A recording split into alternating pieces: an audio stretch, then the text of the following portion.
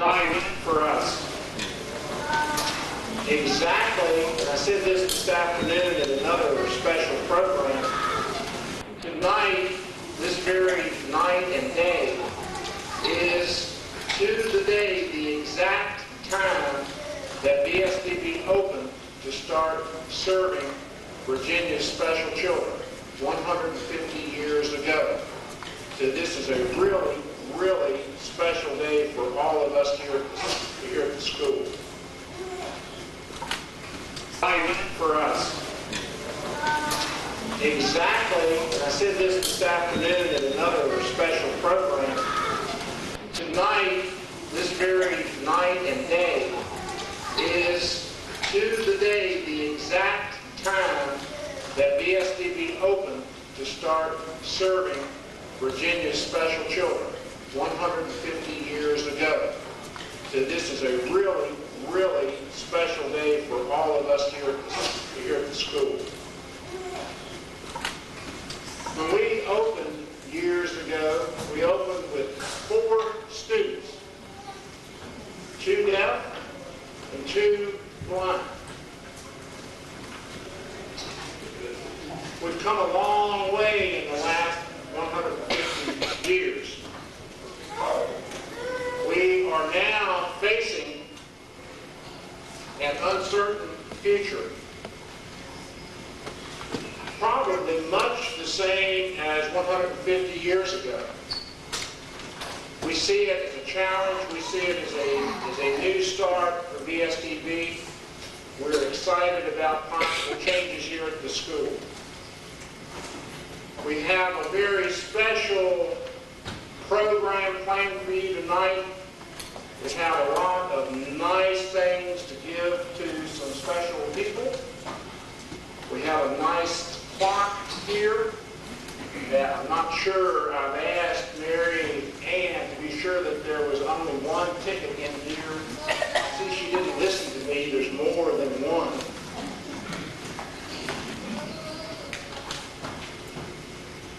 I need to inform you before we go through the program that there are 1 or 2 changes in your program for tonight so that you'll know what's going on. The first change is that the skits have been changed and reversed. Also, between the skits, we have some special presentations to do, so that's changed a little bit. Also, the student presentations will come in between the skits also.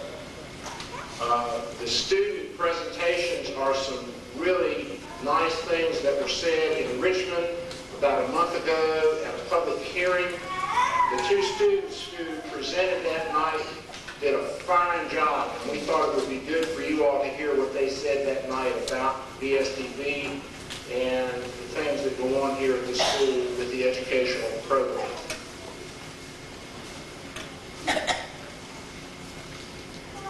Before we continue and start with some special presentations, I want to ask Mr. Melton, the superintendent here at VSDB, to come up and introduce some special visitors to you all. Mr. Melton.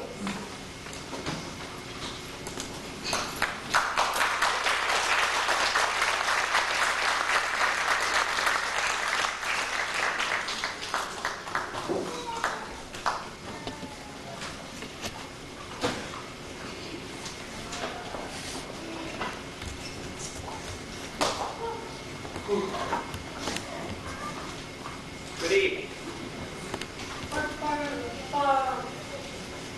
I'm going to tell you, first of all, that the program and the place that we're meeting tonight, you are going to notice perhaps a lot of noise, perhaps some confusion, perhaps some disorganization. But I'm not going to apologize for that because we are a school and our students are participating in everything that's going on here. They participated in the banquet that we had earlier. They participated in this program that you're going to see a little bit later. changes, and we're proud of what they are doing. Really, when it gets to the point of disorganization, the people who work with the children sometimes are more disorganized. So bear with us and have an enjoyable time. I see my papers may fall off of the podium here, but I'm going to try to stay with them. We have some very, very special people with us tonight. All of you are special because you are here celebrating this time with us.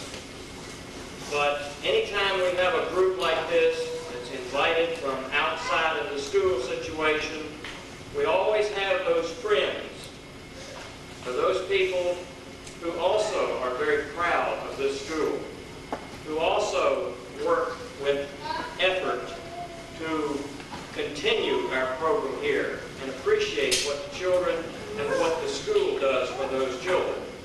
And I want to name some of those people. I have a number of them, so please stay with me and recognize each one. If you want to save us a little bit of time, wait until after I introduce all of them, and then we will give them a big applause, okay? First off, and this is not in any necessary order, first off, we have a very nice surprise tonight. We have Dr. Thomas Gorsuch, who is a member of the Board of Education, the Virginia Board of Education from Waynesboro, that he and Mrs. Gorsuch are with us tonight. Dr. Gorsuch, will you stand up, please? And Mrs. Gorsuch.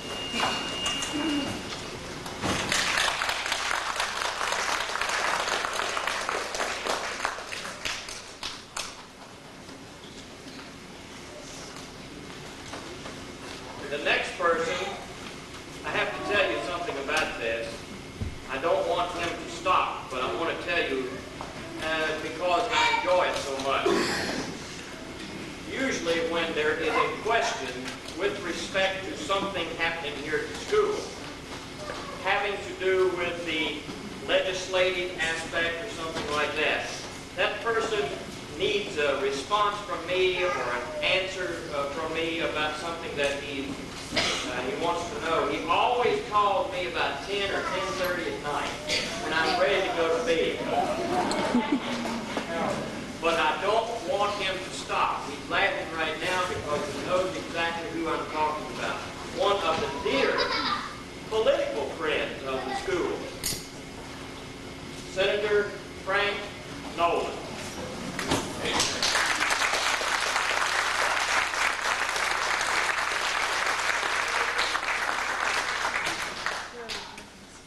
Frank, I'm teasing you. Don't stop calling me, please. Next, we have some people who have come in from a long way. We're very, very proud of this. Many of you know the people that I'm going to introduce. I know them very, very well, and I'm proud to have worked with them here at the school. They're from this school. This is basically a home to them. We have Mr. Dennis Holmes, the former principal of the Department for the Blind, here with us tonight with his wife, and he is now the superintendent of the Ohio School for the Blind. Dennis, Mr. Holmes.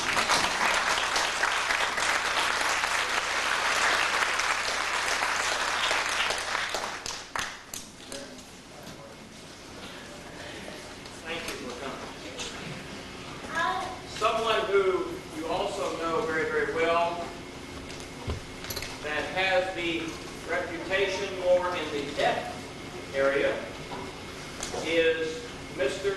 Wynn McCord. Wynn has another meeting tomorrow in Washington, D.C. and had to leave early tonight. I saw him just a moment ago and he apologized and said he was sorry, but he was here to meet anyway, and we're still still very proud that he thought of us on this day and came back to visit. Many of you saw him. Give him a hand anyway.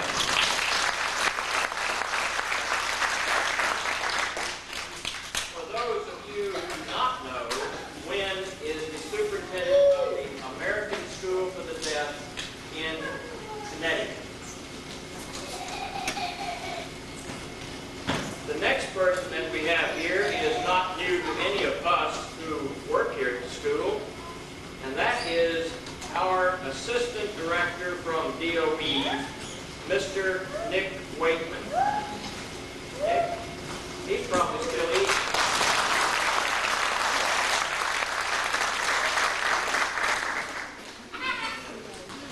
A person that I have not met and I'm looking forward to meeting.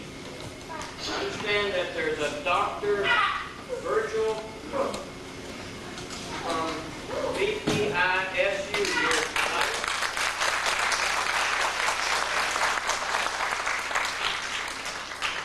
Who is an alumnus of the Department for the Blind, VSDB. Nice to meet you.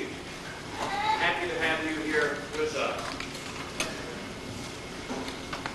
Another very good friend of the school and of all deaf people, and especially myself, because I can remember only a few years ago, before his full retirement, this man very often met with me in consultation to try to resolve some of the high-level confusion that I had and the school had with respect to various issues. We still have them. But anyway, Jim Cutler and Mrs. Cutler are with us.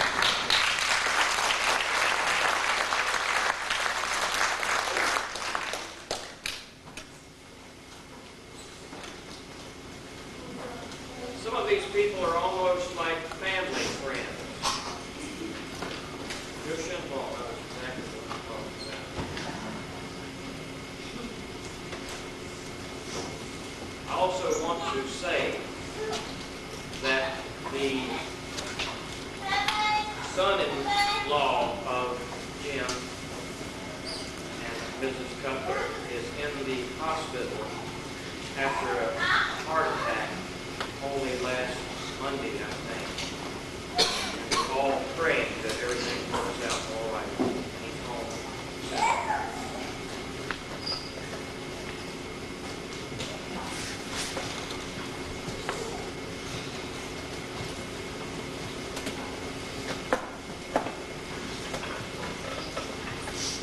Excuse me just a moment.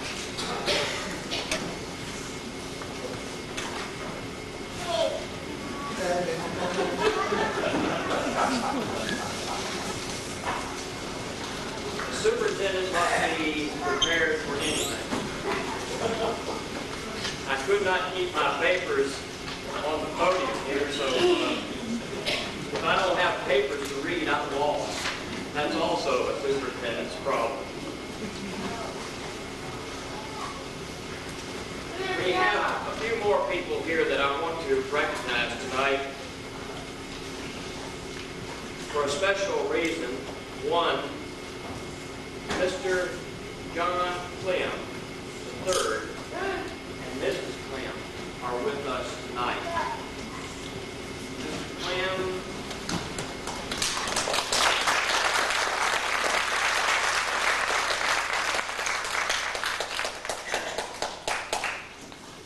I need to tell you a little bit about a special telephone call that was made by me the other day. A gross mistake that was not intentional. But many of you know that on Tuesday of this week, the Stanton newspaper did one of the most wonderful things for us in printing that tabloid for us with all of that information and publicity that we got. And that man, Mr.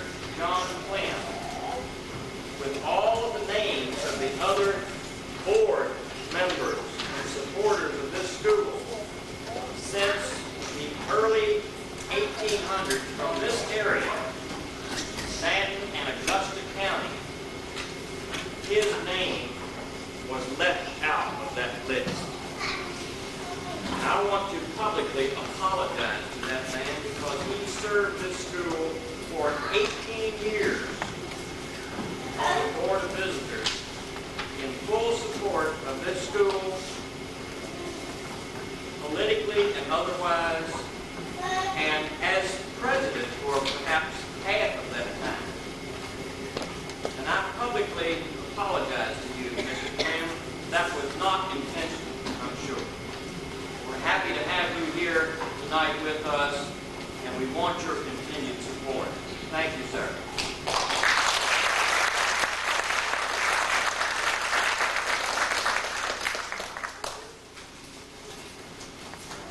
Another very good friend and former member of the Board of Visitors that we probably see more often than we do some of the employees here at the school, and that is Mrs.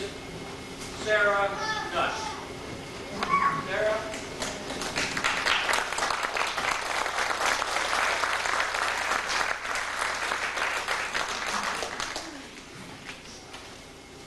She also has served, and I'm not sure how many, but many years on the former Board of Visitors and as the president of that board. We have any number of other people here, the advisory committee people that are employees here at the school, others that have come in to visit with us and celebrate this time or share this time with us, the retired teachers. Every one of you are special to us in that respect. Some of the people could not make it because of the time, the conflicts.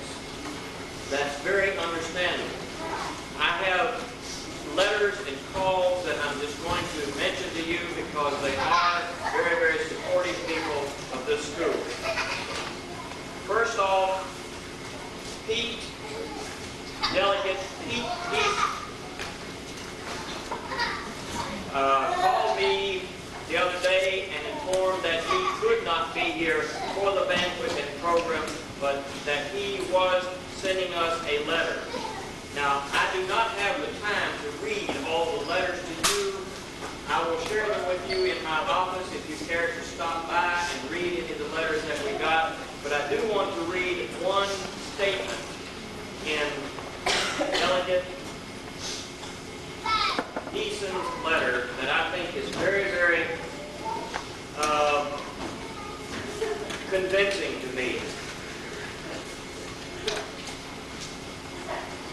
And he starts out by saying that he regrets that he cannot be here for our celebration. He says that VSDB is a fixture in the community. And this is the quote that I want you to remember from Pete. I am confident that VSDB will be celebrating 200 years of service to Virginia in the future. Period. End quote.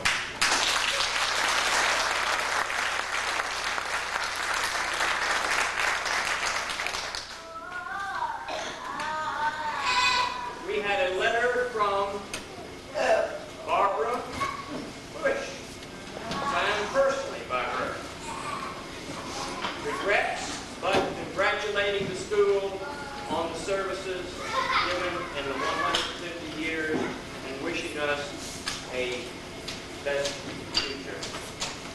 We had a letter from the President's office also informing us that he could not be here, but wished us a bright future.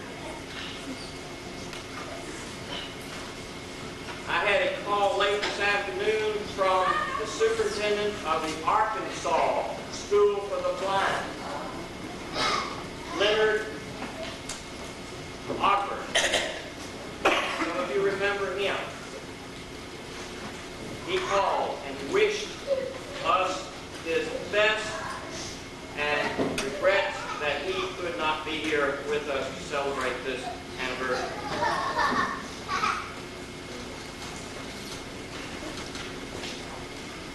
Later on, you will meet a few other people that we will make some special announcements about presentations. But last, I'm going to ask Cheryl. Cheryl.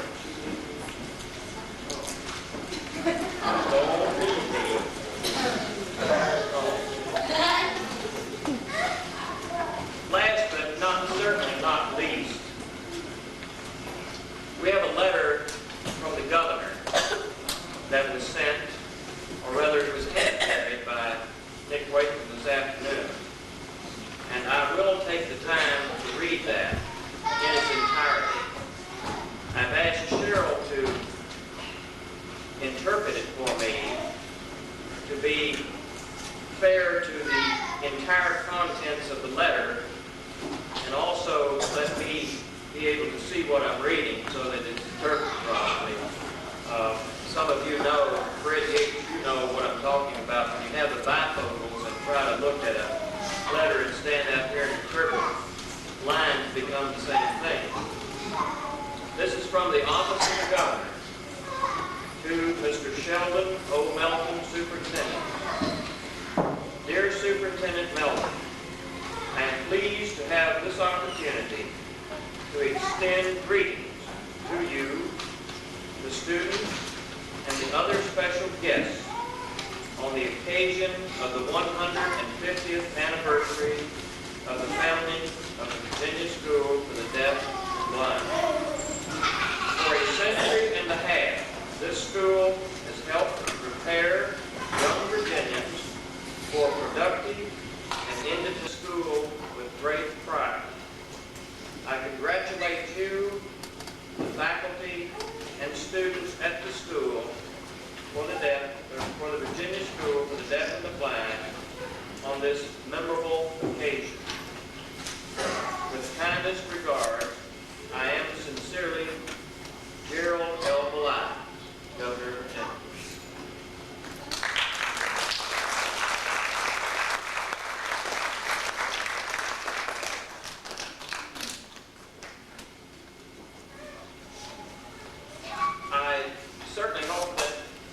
I truly hope that I have not missed anyone in the introductions tonight. It was not intended.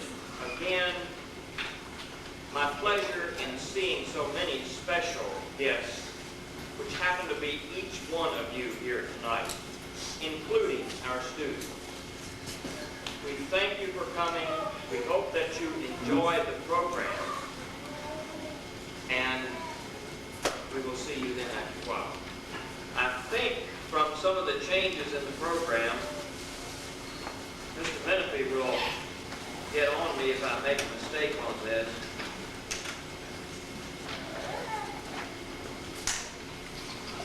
At this time, we will have a musical. Excuse me. See, I told him here. Oh, okay. Oh, that's what.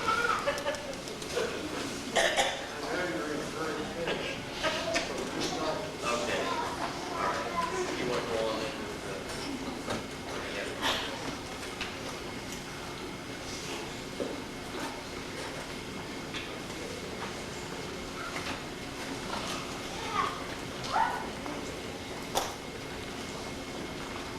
Thank you, Mr. Malcolm. About 1 year ago, when we started planning for this year-long celebration, Mr. Urban Rosen, in a meeting of the full committee, offered to give us a clock. And for the last year, both of the alumni groups from the school have been selling tickets this very beautiful clock. We have now come to the time to see who's going to win this clock. As they say at most auctions, are we all in all in? Because we have a lot of tickets here. It's going to be real interesting to see who wins this. Exciting. I'm going to ask Mary Ann Lawson and Ray Hauser to come up with Mr. Rosen and select the winning pick. Ray, Mary, Irvin.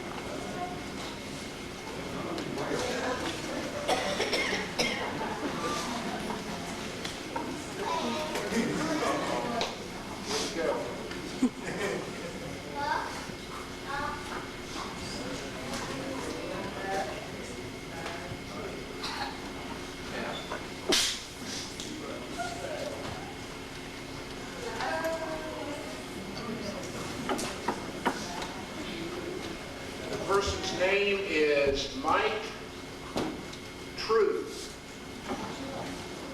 He lives here in Stanton, Virginia, so he's going to stay home.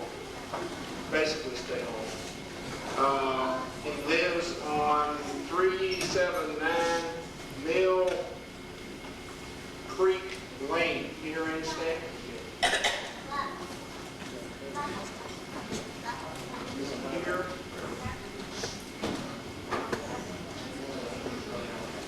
They don't have to be here to win.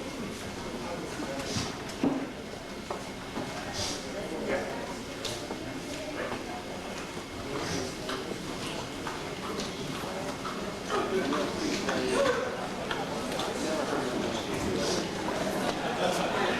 Now, we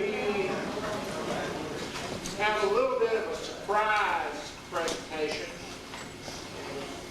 That is a cross-stitch picture of Maine Hall that was done by the same person who made the kits that we have for sale.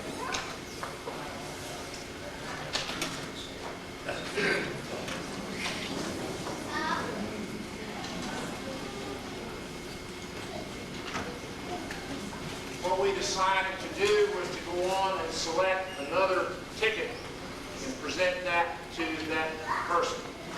So I'm going to ask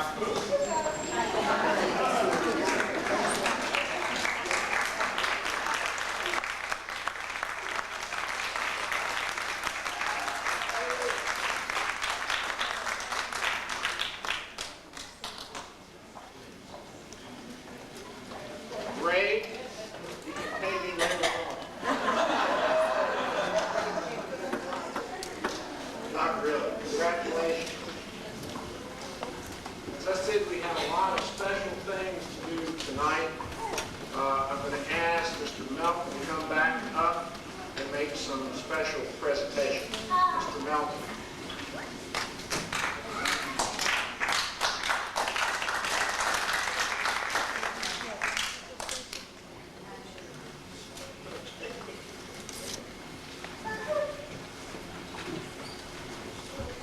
I wanted to hear some music, but Whit wouldn't permit me. I understand after I do this, we will hear that beautiful music by the children. I have another matter that I want to inform you people of, and hopefully surprise a few other people. Almost 1.5 years ago, we established a committee to coordinate the 150th anniversary that we're finishing up with tonight. It was one of the most difficult selections that I think I have ever made in trying to develop a good functioning committee. Not because of the fact that I didn't have enough people who were very qualified to serve, but because I had too many people to select from. I wanted to get a good cross-section of persons who were former students, employees, friends of the school, anyone that I thought would be enthusiastic and ready to work for a 150th celebration of this great school. I can remember, many of you know exactly what I'm talking about. I can remember a number of years ago, perhaps 10, 12, maybe 15 years ago, when Mr. R. Almond Bass would sit me down when I visited with him and inform me of how much he wants a good celebration for the 150 years of this school. He never informed me of any plans that he had, especially, but he wanted to make sure that VSDB was placed on the map. I think we have fulfilled that.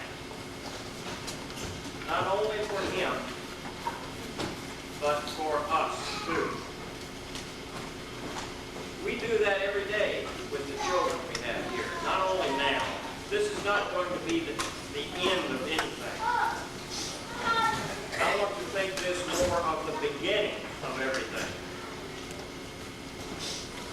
This committee that I selected made it that way. They made the year that way.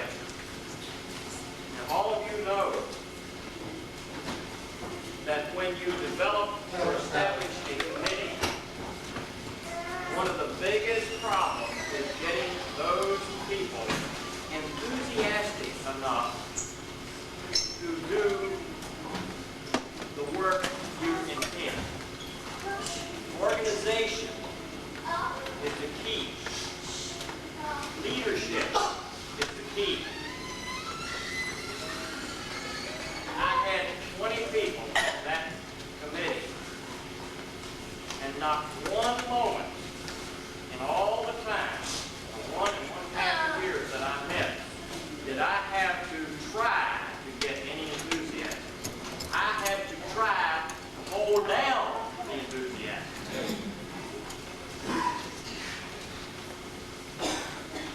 I had leadership in each one.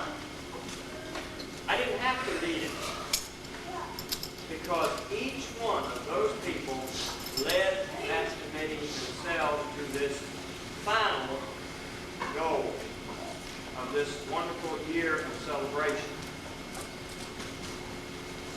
the beginning of the next 150 years. I want to recognize those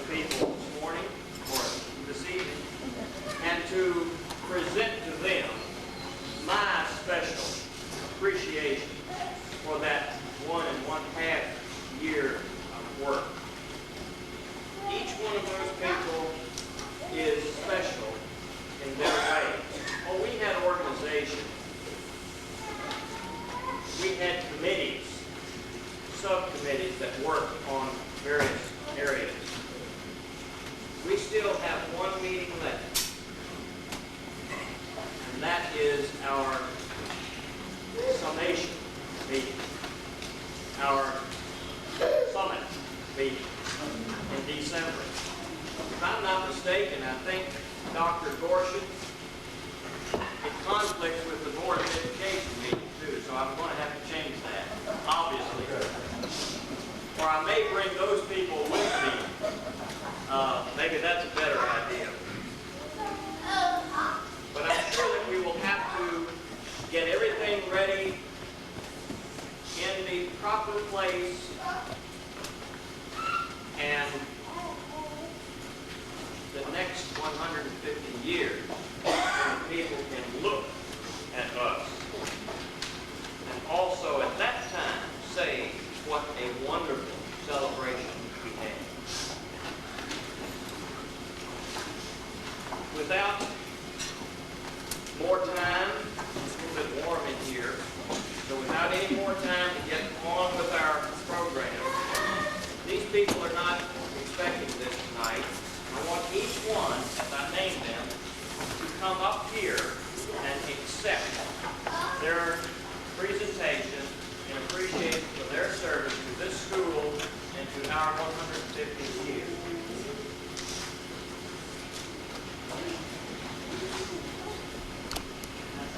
What those people are getting for their efforts, and they got no pay. Even the employees who are on this committee themselves work long hours above the time of their normal working day to get the matters of this 150th celebration ready. The others got nothing. Oh, they got a free meal sometimes. That brought some of them in. Fred Yates always enjoyed that very much. We could not get him to the meeting room because he stayed in the dining room. He wanted to be there. But we changed that. Each one of these individually say, in acknowledgement of service as a member of the 150th anniversary committee, appreciation. We have the first member that I am going to present into myself, Mr. T.C. Llewellyn, and his daughter Avis. Oh, there he is. Mr. Llewellyn is the former coach, teacher of this school that served on this committee, and I guess it's all right if I tell his age. Is that all right? 95 years old.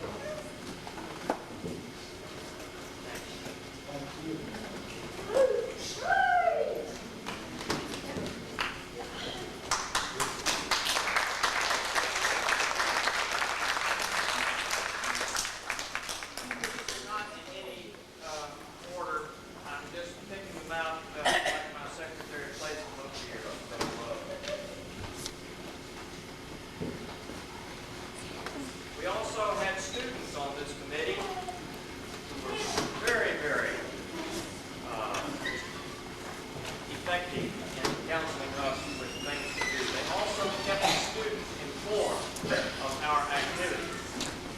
This one is especially a good helper in anything that he does. And he represented the deaf department on this committee.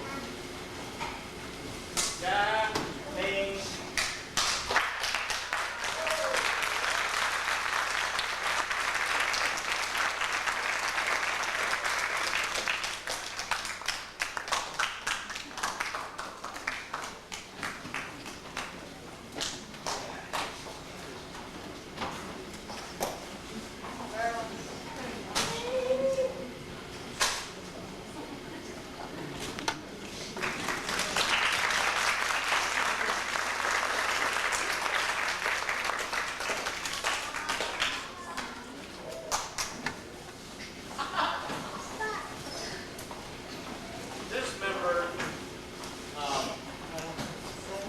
Probably one of the most loving ones I had on the committee, but also just pick all the time.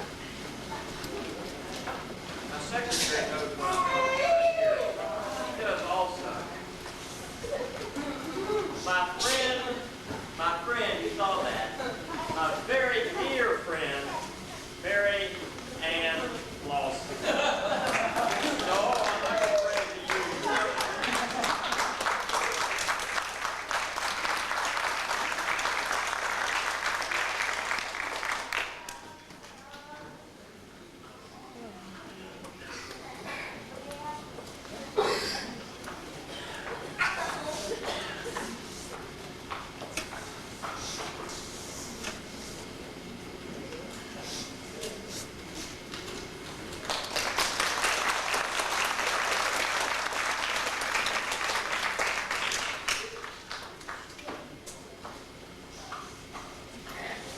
Keeps me young.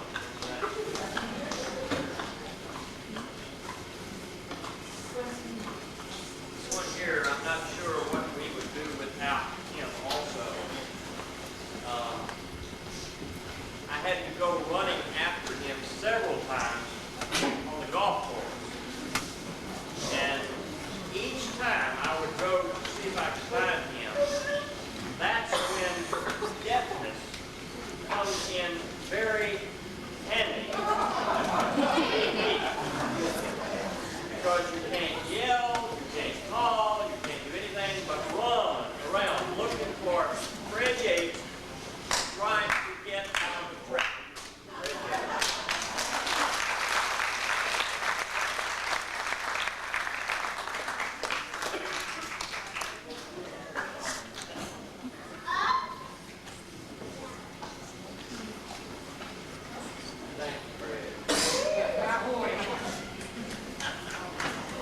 Wasn't my fault. You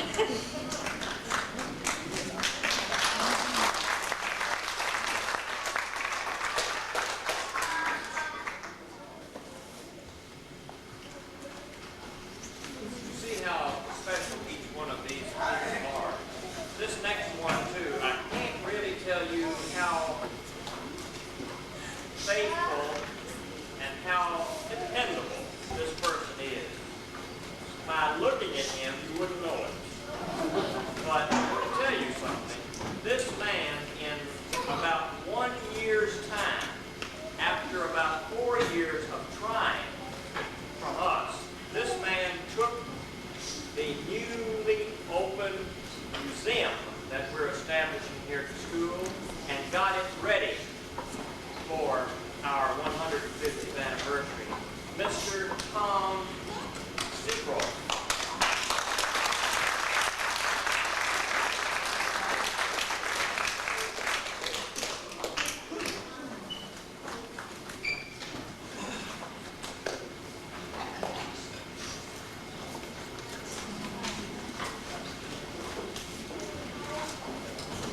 Thank you, Tom.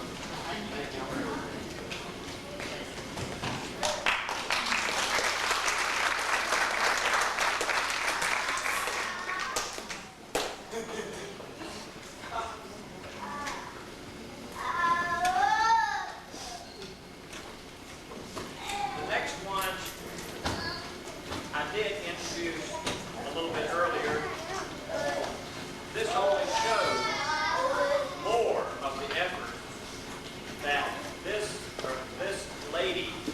gives to our school here. And it's almost like seeing one of the trees around here that you've noticed for years and years to see this lady on campus. That's how often she comes to visit with us, and usually when she's visiting with us, she has some business in mind that's beneficial to our kids here at the school. That's her only purpose. Mrs. Sarah Nutt.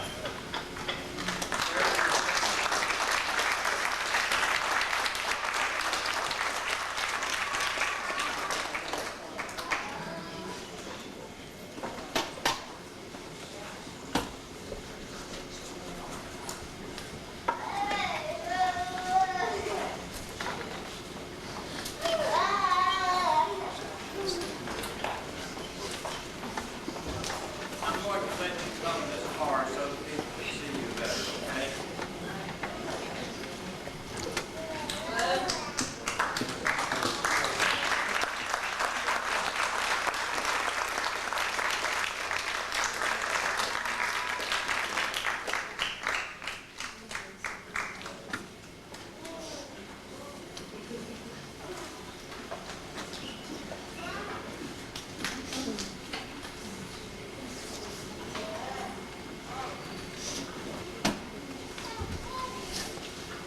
And now the clock maker, the man that you saw a few moments ago who made that beautiful clock that was donated to that lucky individual, Mr. Irvin Rosen.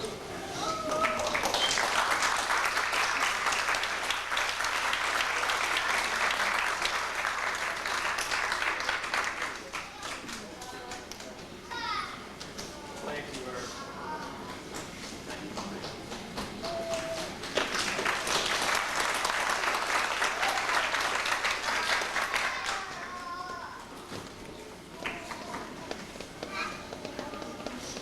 I know the first thing that Irvin is going to do is to look at the wood on this.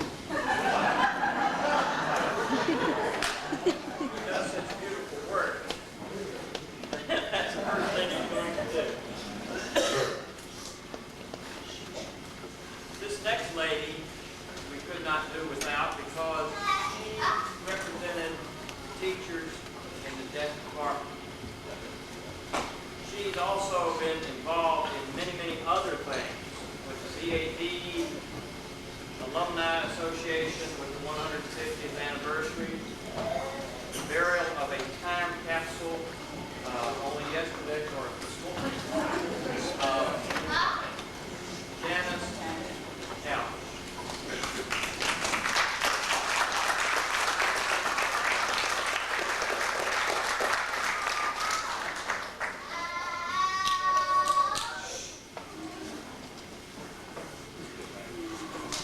Thank you so much.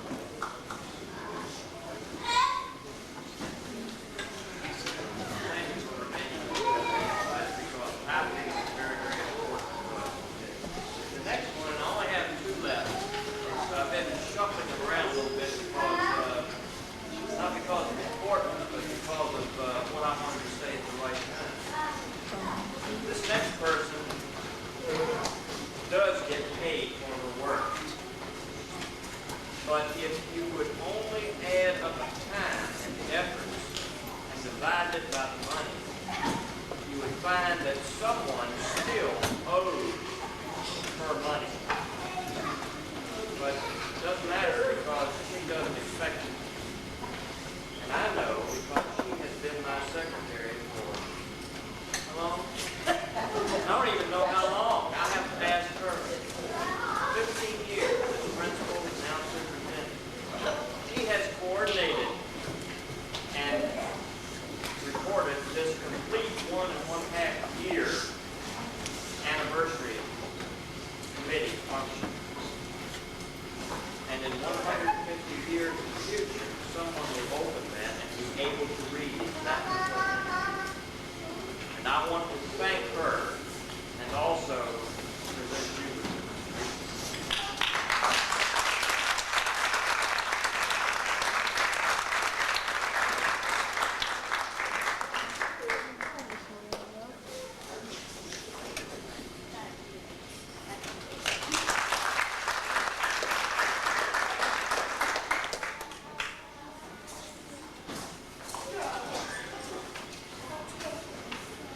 this one for last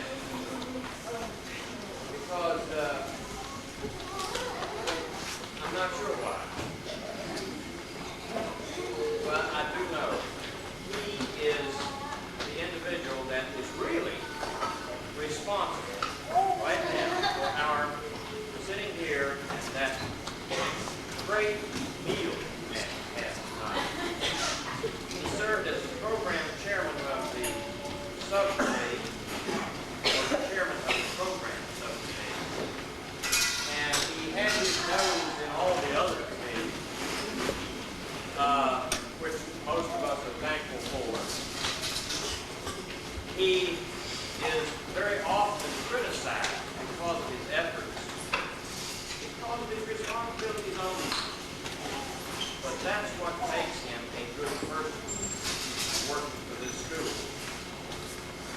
I perhaps recognize that more than any.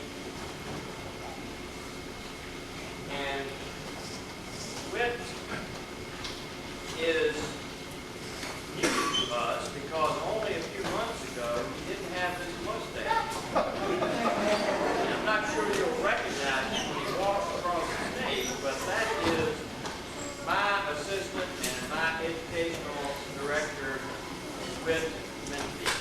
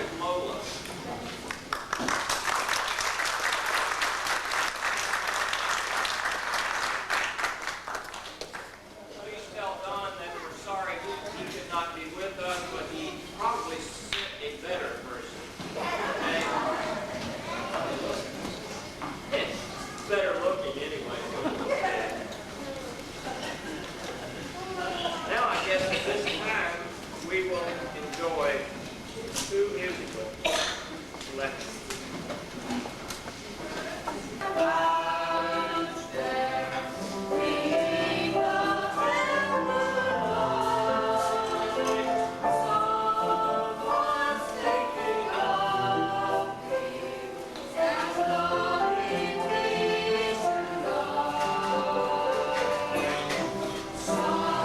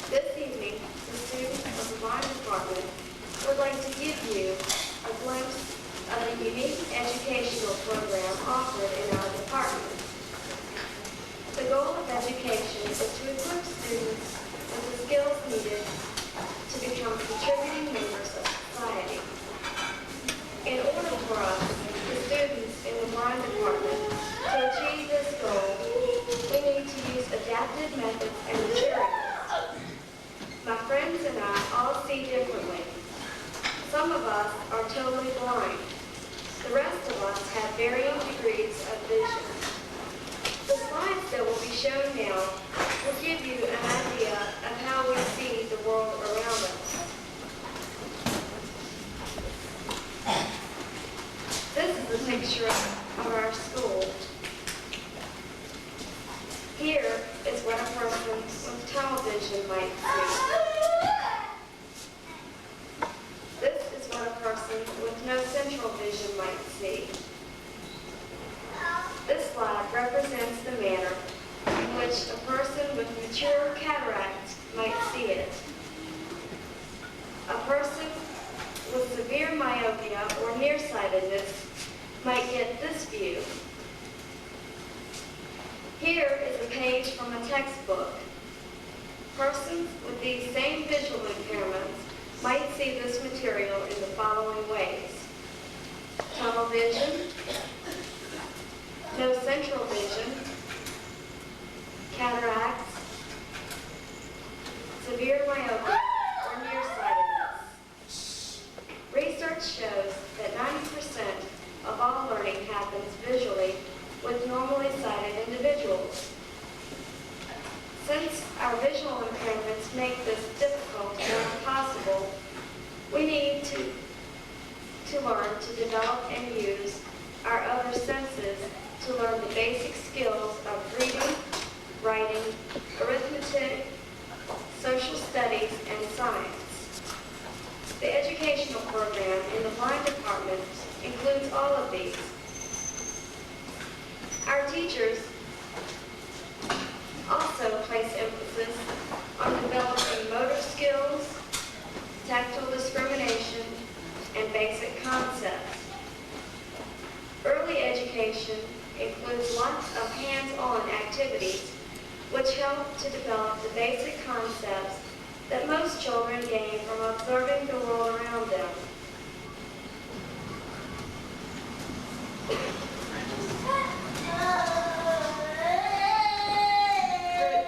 Through the use of an obstacle course, students learn the meanings of terms like over, under, and through. At the same time, they are gaining strength, balance, and large muscle control.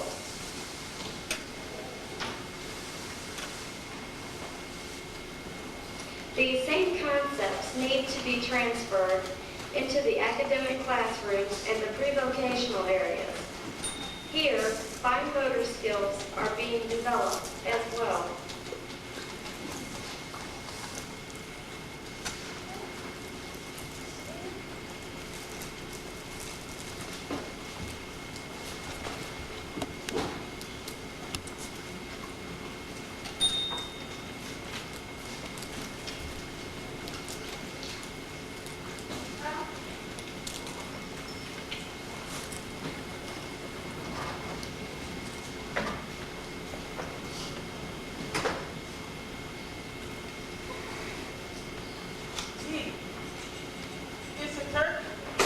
The Tactile Center, which contains about 400 exhibits and models, provides a unique learning environment. We get to touch and examine many animals and objects which would only be words to us otherwise.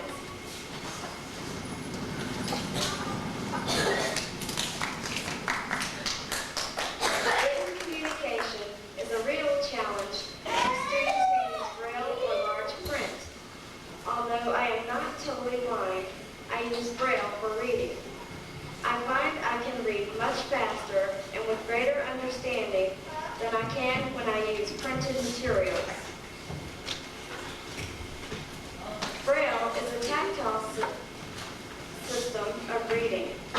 The Braille cell consists of two vertical rows of 3 dots each. These dots are arranged into various configurations which represent letters and numbers, punctuation and composition signs, as well as words and 189 contractions that we have to memorize. Since extremely good tactual skills are needed to read Braille, instruction at an early age is very important. A student develops a touch to discriminate the position of dots. He reads from left to right using the pads of his fingers. The Braille student learns to write using a Braille writer. This machine has a space spacebar, and 6 keys, which correspond to the 6 dots in the Braille cell. As you press a key or a group of keys, the Braille is embossed onto the paper. Again, hand and finger position are important for developing maximum speed and accuracy. Technology is making many things possible today that were unheard of or impossible a few years ago. In the past, Braille and large print materials were made one copy at a time by hand. The copy machine, which can enlarge print, and the thermoform machine, which produces plastic copies of Braille, were lifesavers for teachers. A sample of this was given to you as you came in tonight.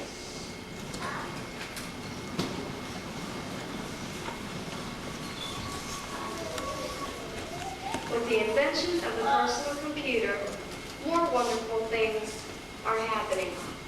Now, a text or school report can be typed into the computer, and you can get a printout in regular print or large type, as well as in Braille.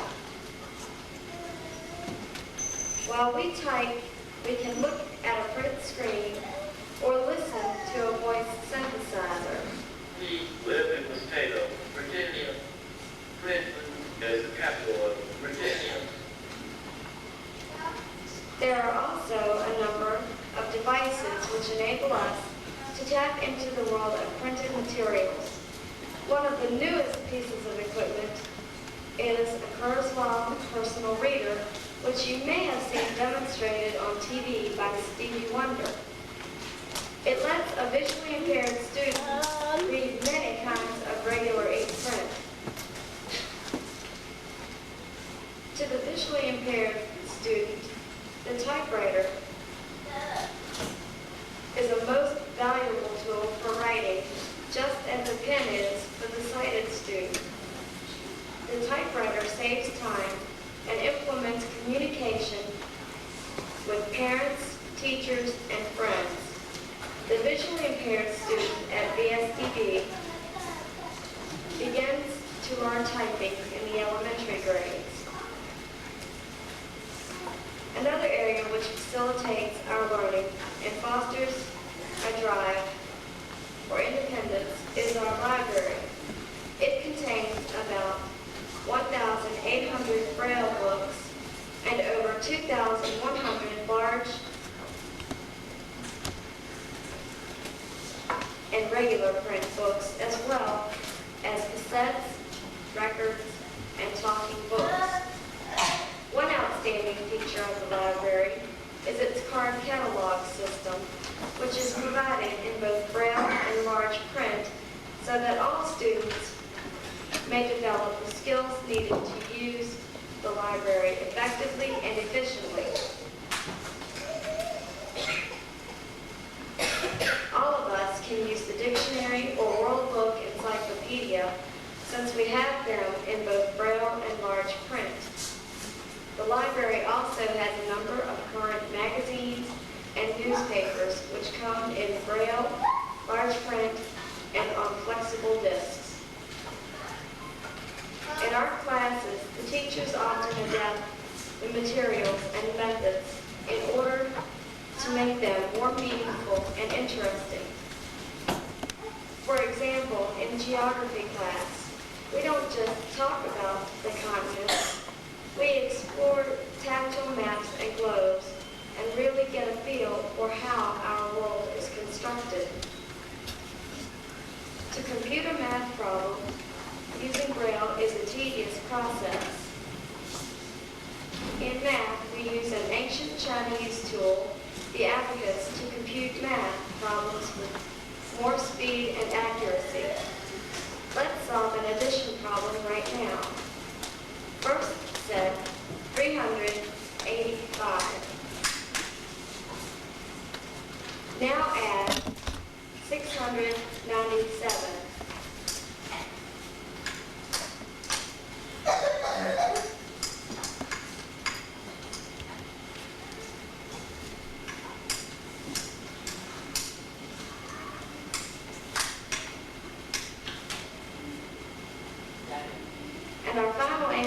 what, Mitch?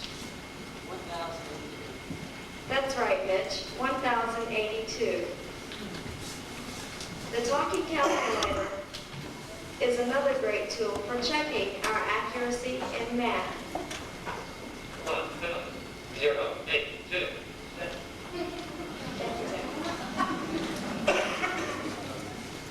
Music education is an integral and enjoyable part of the program in the blind department. We have the opportunity to join a choral group and or handbell choir.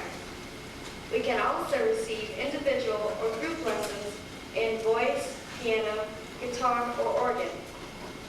Also, Braille music is taught. Throughout the year, our choral group and handbell choir enjoy performing for various clubs and organizations. In order to become competent and contributing members of society, it is important to learn to function as independently as possible. One of our most important steps toward independence is learning to get around by ourselves safely and confidently.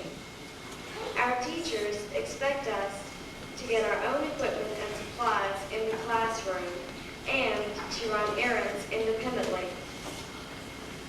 Our mobility instructor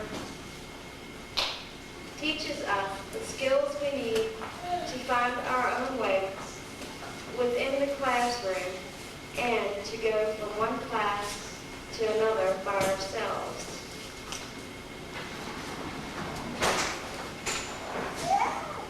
As you will notice, the instructor is not grabbing the student's arm, but is offering her arm for the student to grasp just above the elbow. The long cane allows us to travel independently in outdoor or less familiar environments. It is used to detect obstacles or drop-offs.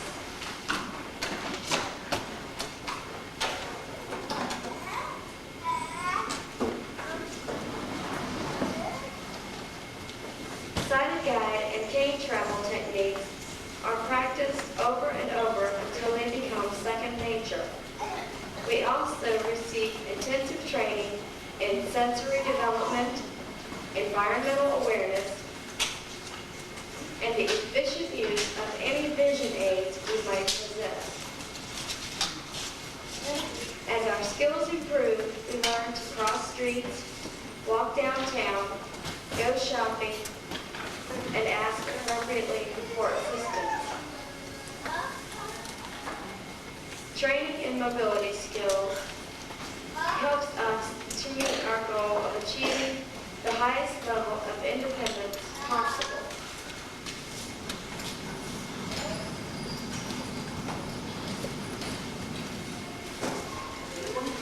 Another area of instruction that fosters independence is our daily living skills class. This class offers us the opportunity to develop and define our independent skills. Everything from learning how to dress yourself and how to make your bed to living in a supervised, independent living apartment is taught. The teachers and house parents work together to help us develop our skills to the fullest. In home mechanics class, we learn simple household maintenance skills, such as how to change a light bulb or fix a faucet. The correct and safe way to use potentially dangerous hand tools is also emphasized. Some students enjoy making simple wood projects. Since most of us in the blind department are residential students, the dorm program is very important. As in any home, we have family or dorm rules as well as duties and responsibilities. The house parents are our friends, counselors, and substitute parents all rolled into one. They plan recreational activities for the enjoyment and education of the students. We have dances and games such as bingo, Monopoly, checkers, and Uno, which have been adapted for our use. Trips to town, the pool, or to the park are always met with much enthusiasm. Some of us participate in activities out in the community, such as scouting, horseback riding, church, etc. Older students have jobs either on or off campus.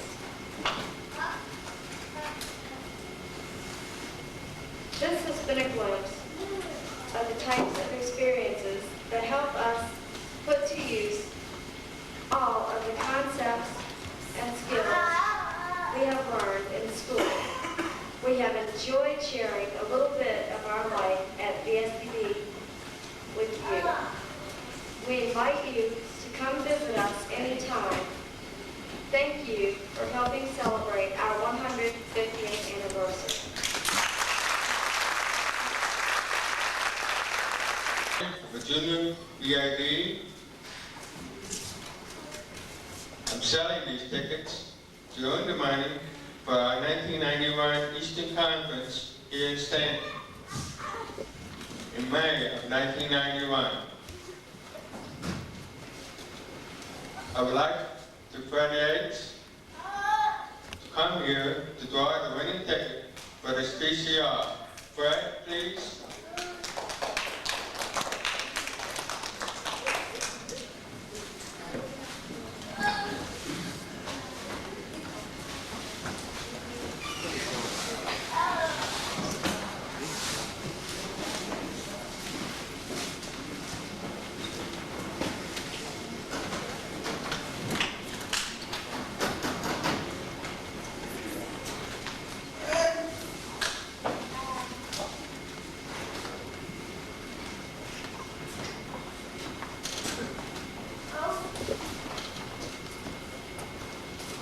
The winner of the VCR is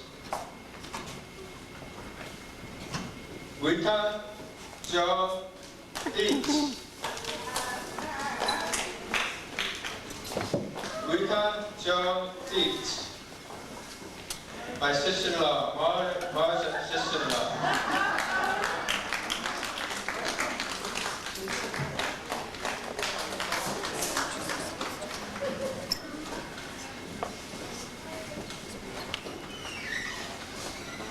The seller is the junior NAD.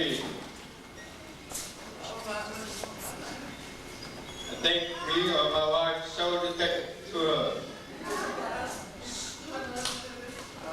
We will give $10 to the junior NAD fund. Thank you. Congratulations goes to junior. For a long time. And we did the painting. We're going to do some prints that we're going to sell. The prints will be authenticated. They'll be signed by the artist. And I wish I had the picture to show you, but this is what the painting looks like.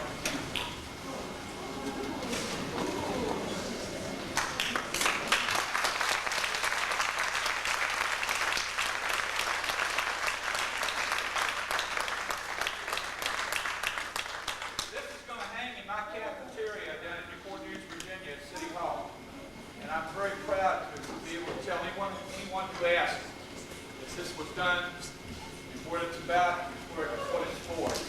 And if I could, I'd like for the principals from the deaf and the blind department to come forward for a moment.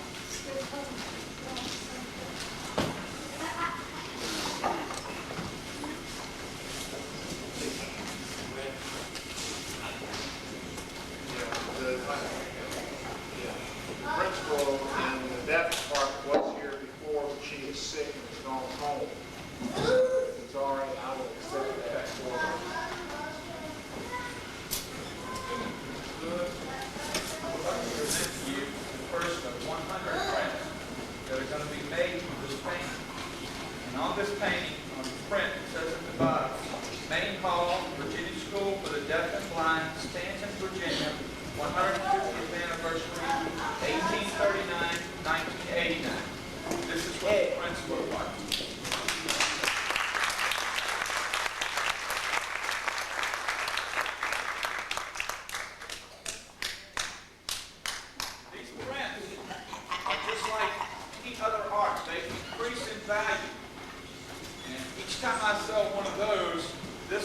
up in value as well. So at this time, this was just completed this morning with the framing and everything. It has been appraised in the neighborhood of $5,000 already. So it's a very valuable paper.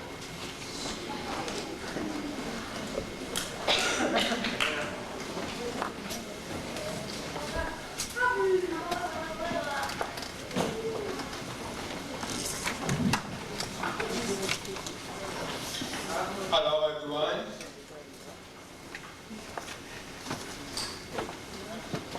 I was in Richmond to give a speech. My name is Ya Ming Zhang. I am the representative of the student body in the Department for the Deaf, Virginia School for the Deaf and Blind in Stanton. I would like the proposal to consolidate both schools, go through, and that Stanton campus be the school for the deaf and blind in Virginia. Virginia School for the Deaf and Blind in Stanton has the best education and vocational program. I know because I'm a student here. There are plenty of opportunities to participate in many organizations and sport events, both on and off campus. VSDB Stanton has a good sports and intramural programs. I am a basketball player and on the varsity team. Our basketball team will go to the Mason-Dixon tournament again this year. Where will the tournament be? In Alabama. There is plenty of room in Stanton, 7 fine dormitories, classroom space, and space for vocational area. That's enough for all of us.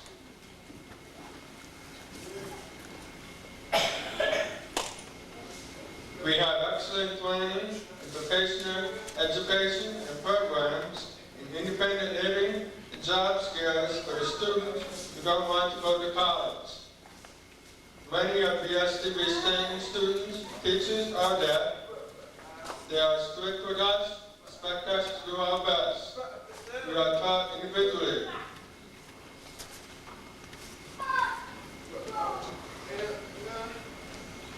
Discipline of VSDB Stanton is excellent. We are mainstream in Stanton because our deafness is invisible.